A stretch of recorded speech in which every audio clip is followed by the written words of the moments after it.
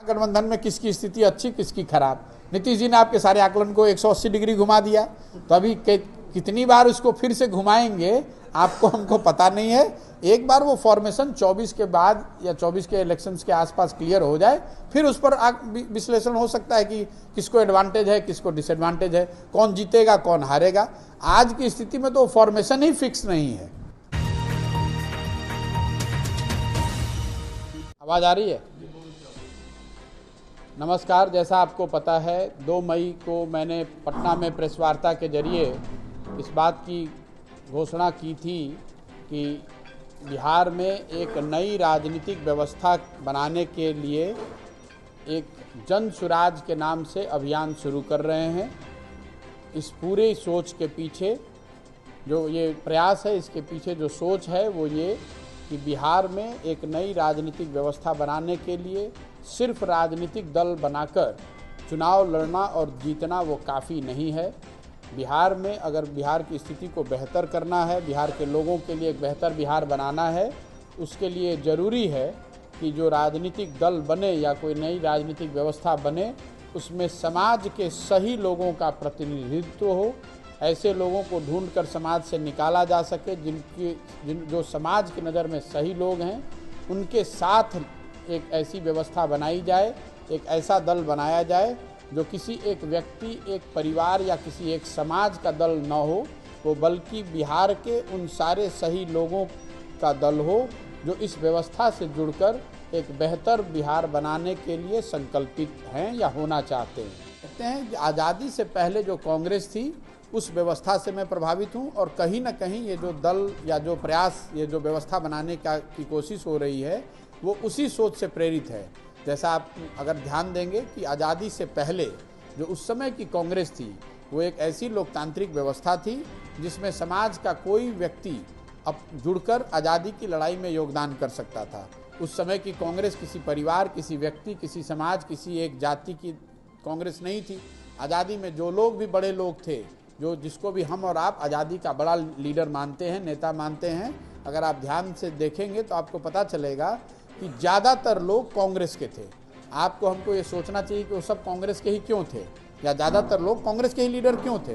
कांग्रेस के लीडर इसलिए थे क्योंकि जाति तो उस समय भी थी, उस समय भी लोग अलग अलग मत वाले थे, तो सब कांग्रेस की व्यवस्था से जुड़कर क्यों आज़ादी की लड़ाई लड़ रहे थे। वो इसलिए कि कांग्रेस वो लोकतांत्रिक व्यवस्था थी जिसमें लोगों को ये लगता था कि अगर हम इससे जुड़ गए तो अपनी क्षमता के अनुसार, अपनी इच्छा के अनुसार कुछ ना कुछ आज़ादी की लड़ाई में योगदान कर पाएंगे।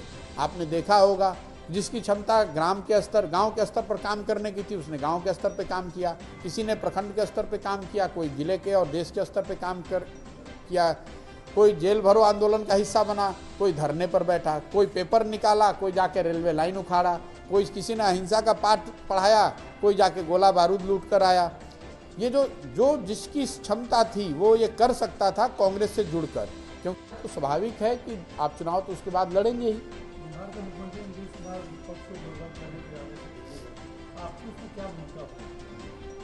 मेरी कोई भूमिका नहीं है, क्योंकि मैंने तो सारा काम ही छोड़ दिया है। बिहार के मुख्यमंत्री जो कर रहे हैं वो उनका, मेरी कोई भूमिका नहीं है। मैं ना विपक्ष की गोलबंदी में ना पक्ष की गोलबंदी में। नीतीश कुमार जी ने जो काम लिया है, मुझे लगता है कि नीतीश कुमार जी को जनता ने चाहे जिस फॉर्मेशन में हो बिहार का मुख्यमंत्री बनाया है। पहले उनकी प्राथमिकता बिहार में वो काम करना होना चाहिए। विपक्ष की गोलबंदी हो ना हो ये उनकी अपनी सोच है, मैं अभी उस पर कोई टिप्पणी नहीं करना चाहता हूँ। जहाँ तक मैं समझ सकता हूँ, थोड़ी बहुत जो राजनीति मुझे समझ जो अगर है, जो बिहार में अभी हुआ है, नीतीश जी अभी तक तो 1 महीना पहले तक तो पक्ष में थे, अभी 1 महीना के बाद विपक्ष की गोलबंदी कर रहे हैं, तो उस पर उसकी विश्वसनीयता कितनी है ये तो जनता पर ही आपको छोड़ना पड़ेगा। लेकिन मुझे ऐसा नहीं लगता है कि बिहार में जो नया राजनीतिक प्रयोग हुआ है उसका देशव्यापी कोई परिणाम होगा। मैंने अपने वक्तव्यों में ये जो महागठबंधन की सरकार बनी है उसके बाद भी इस चीज़ को क्लैरिफाई किया है कि मैं बिहार में जो घटना हुई है, राजनीतिक घटनाक्रम जो बदला है, उसको स्टेट स्पेसिफिक, राज्य की घटना मानता हूँ। इससे देश की राजनीति पर कोई बहुत बड़ा फर्क पड़ेगा ऐसा मेरी समझ से संभव नहीं है। प्रयास एक नए लोगों के साथ एक नए प्रयास की है अगर आप गठबंधन बनाएंगे तो दोनों में सामंजस्यता कभी बैठेगी ही नहीं। तो नहीं, मैं अपनी समझ से अगर दल बनता है तो उस दल का किसी के साथ गठबंधन होते हुए नहीं देखता हूँ। प्रशांत किशोर को लोग मानते हैं कि किंग मेकर, तो वही प्रशांत किशोर हैं जो नया किंग मेकर बनाने की तैयारी कर रहे हैं। प्रशांत किशोर किंग मेकर हैं नहीं हैं वो तो वाद विवाद की बात है। मैं ऐसा नहीं मानता हूं कि मैं किंग मेकर हूं। हम लोग की एक छोटी भूमिका है किसी के चुनाव लड़ने में रही है पहले। मेरा प्रयास ये है कि बिहार में एक नई राजनीतिक व्यवस्था बने जिसमें कि बिहार के समाज से ढूंढकर चुनकर चिन्हित किए हुए सही लोग को जोड़ा जाए और उनको चुनाव जिताने में, अगर वो दल बनाते हैं, चुनाव लड़ना चाहते हैं, तो उनको चुनाव जिताने में जो शक्ति, बुद्धि, ताकत, संसाधन, व्यवस्था लगेगी उसमें मैं अपना योगदान करना चाहता हूं।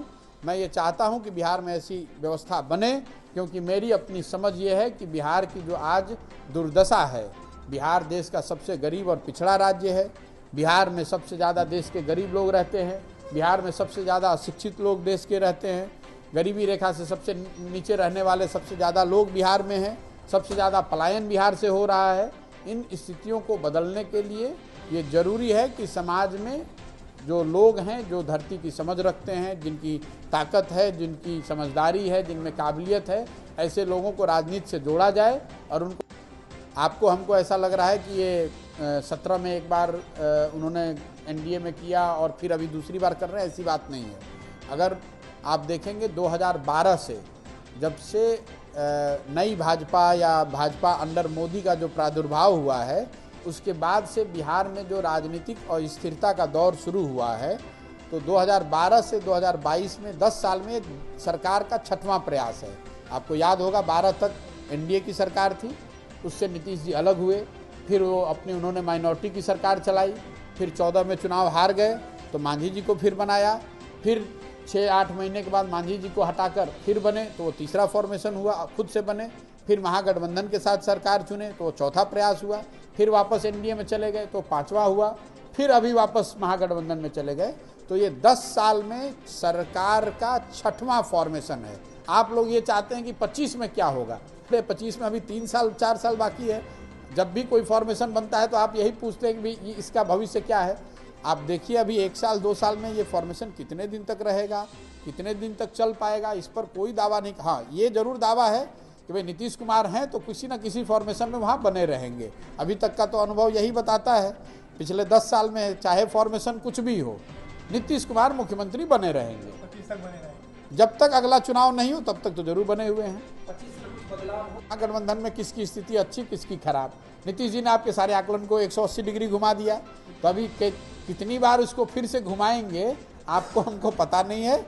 एक बार वो फॉर्मेशन 24 के बाद या 24 के इलेक्शंस के आसपास क्लियर हो जाए, फिर उस पर विश्लेषण हो सकता है कि किसको एडवांटेज है, किसको डिसएडवांटेज है, कौन जीतेगा, कौन हारेगा।